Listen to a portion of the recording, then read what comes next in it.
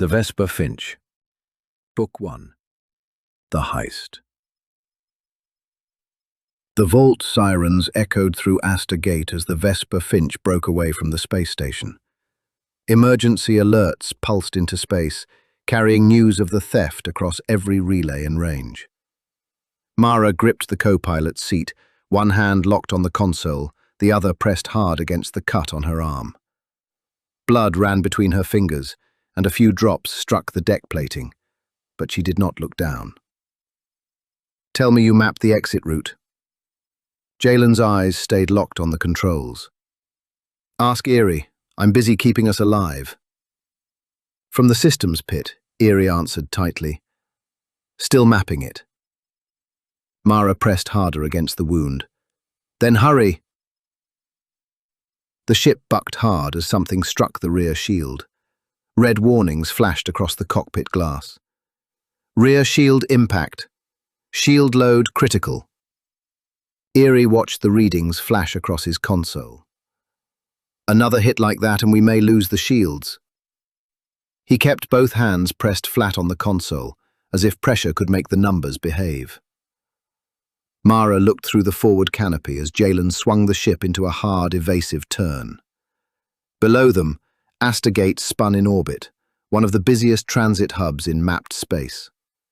Silver towers rose from its ring, and illuminated loading bays flashed gold against the dark.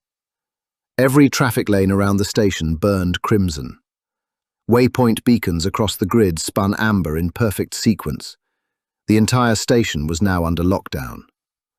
Somewhere inside that glittering machine, security teams were probably still trying to understand how three nobodies had opened Vault 9 and stolen something buried at its center. The Finch dropped beneath a crossing freighter, close enough to make the proximity alarms scream. Jalen grinned. Mara saw it. "You are enjoying this too much. They don't call me the best pilot in the sector for nothing." "Nobody calls you that." "They should." Another warning flashed red across the canopy. Erie looked up from the systems pit. "We are actively being shot at." Jalen rolled the ship through a gap between two docking spines. "Yes, but I'm making sure they miss." The patrol craft behind them overcorrected, clipped a waypoint mast, and spun into a loading gantry. The lane behind them erupted in fire and tumbling metal. "Did we lose them?" Erie asked. Mara looked at her display. No. 3 ships slid out of the station's shadow. Black triangles. No running lights, no registry marks. Asterian seekers. Jalen's grin vanished. "Damn, they're fast." "They're as fast as it gets," Mara said. "We just stole from the people who buy governments." "Move."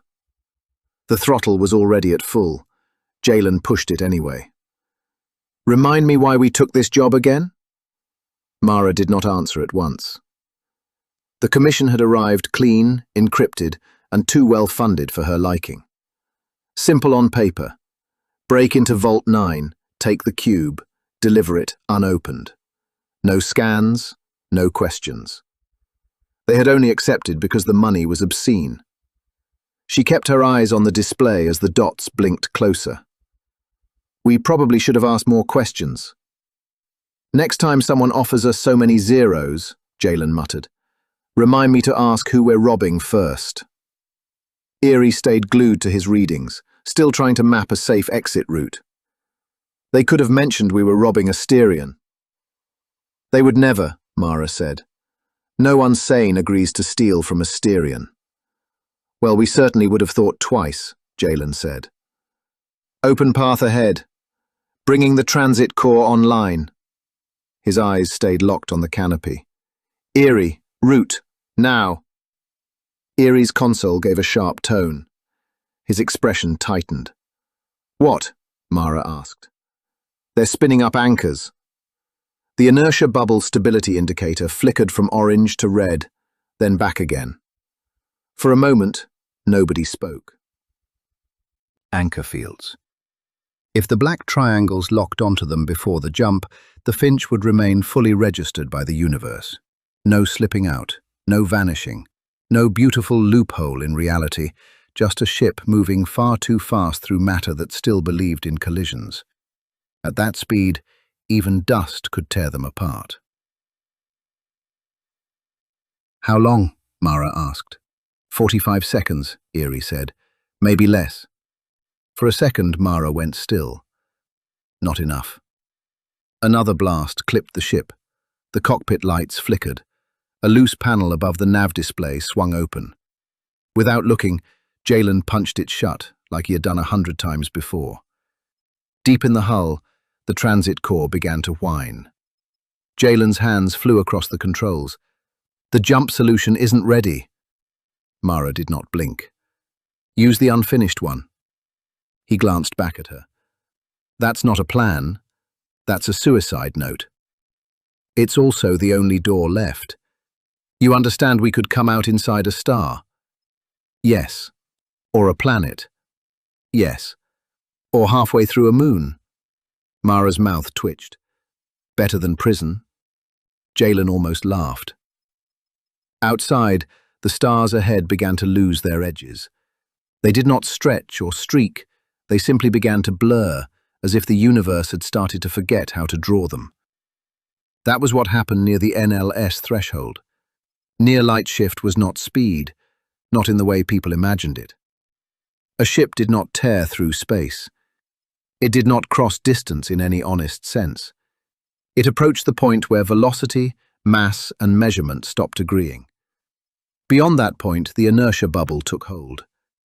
Inside the bubble, everything still mattered. Air, heat, sound, skin, steel, blood. Outside it, the universe stopped rendering the ship. It stopped treating the hull as surface, stopped treating its path as collision, stopped feeding its stars, signals, distance, or time.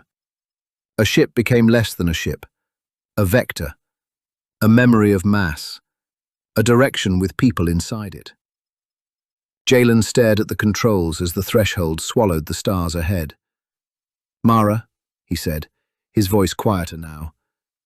"Once we cross, I can't steer." "I know." "We'll be blind." "I know. If the calculation is wrong, we won't even see what kills us." His hands kept working the controls, even though both of them knew it would soon stop mattering. Mara watched the black triangle ships closing behind them. Their anchor fields bloomed like faint grey nets across the dark. She looked at the crew one by one, then forward into the dark ahead. "Jump!" Jalen locked the vector and engaged the transit core. The universe disappeared. There was no tunnel of light, no starburst, no flash of color. Just absence. The canopy went black, but not the black of space. Space had depth. Space had stars. Space had the promise that something was out there. This was different. This was what it felt like to stop being rendered. The engine noise vanished. The ship stopped shaking. Even the air felt uncertain. Mara could no longer feel movement. She could not tell whether they were crossing impossible distance or hanging motionless in a dead universe. The emergency strips glowed faintly along the floor. No one spoke for a while. Then Eerie whispered, "I hate being awake for this." Nobody argued.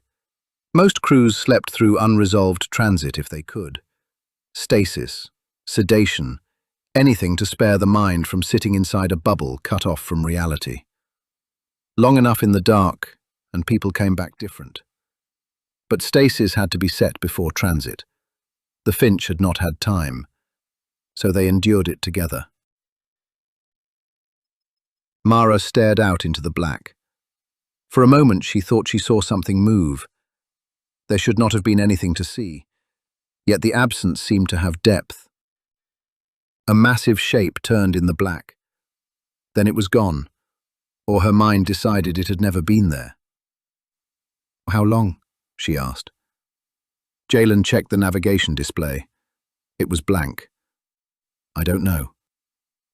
That scared her more than the Asterian seekers had. In the unresolved state, clocks were suggestions. Distance was a guess. There were no stars to measure against, no beacons to lock onto, no signals coming in or going out. The original vector was all they had. That, and the hope that reality would accept them back somewhere survivable. Then the alarms returned all at once. Re-entry threshold detected. Gravitational resolution rising. Causality lock returning. "Brace!" Jalen shouted. Light hit them like a physical thing. Stars snapped into being. The Vesper Finch slammed back into normal space and rolled violently. Mara hit the deck face first, hard enough to taste blood. Eerie cursed.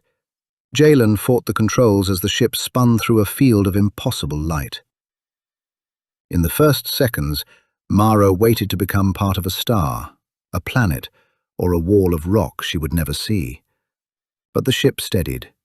The alarms softened. The cockpit fell quiet. Mara pushed herself up slowly, one hand braced against the deck. Outside the canopy, a blue-white nebula stretched across the sky. Below them hung a dark planet wrapped in broken rings.